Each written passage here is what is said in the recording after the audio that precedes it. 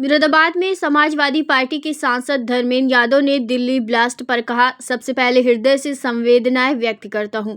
जो दोषी हैं उस पर कठोर कार्रवाई होनी चाहिए।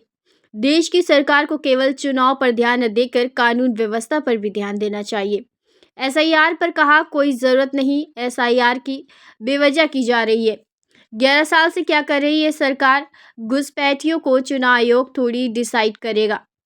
सरकार लोगों का ध्यान भटकाना चाहती है। एसआईआर कराकर हर बार सरकार देश में नया शफूका लाती है, जिससे जनता सरकार से कोई सवाल न कर सके।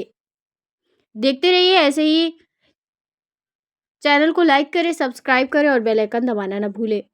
कार्रवाई होनी चाहिए और केंद्र की सरकार को केवल चुनाव पर ध्यान न देके थोड़ा सा कानून व्यवस्था की तरफ भी ध्यान देना चाहिए।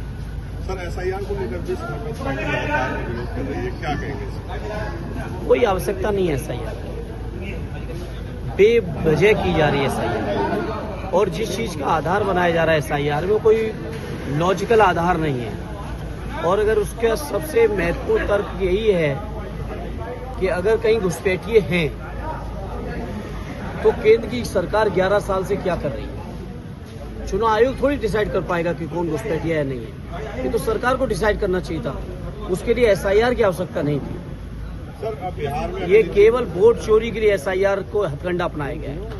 सर, बिहार में अखिलेश जी ने ताबड़तोड़ रैलियां की है। इस तरीके से पूरे चुनाव को देखते हैं, क्या लगता है? बहुत ऐतिहासिक चुनाव है बिहार का, और मैं समझता हूँ ऐतिहासिक वोटों के साथ बिहार की जनता का समर्थन लेके, आशीर्वाद लेके तेजस्वी जी जो इंडिया गठबंधन के उम्मीदवार हैं मुख्यमंत्री पद के, वो मुख्यमंत्री भी बनेंगे और सरकार ऐतिहासिक बनेगी इंडिया अलायंस की। और बिहार तो परिवर्तन की धरती रही है। जब जब देश की राजनीति को जरूरत पड़ी है, जब जब देश में अन्याय अत्याचार हुआ है, तब तब बिहार के लोगों ने अंगड़ाई ली है।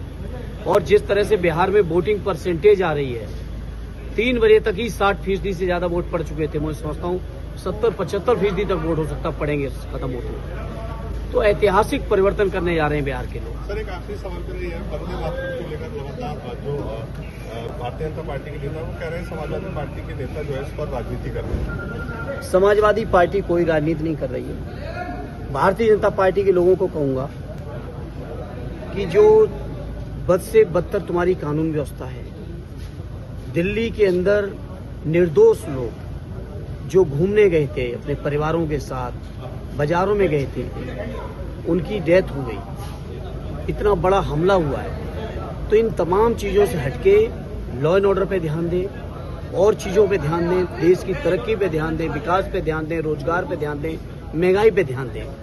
दिन भर समाज को बांटने वाले मुद्दों को उछालने की जरूरत नहीं।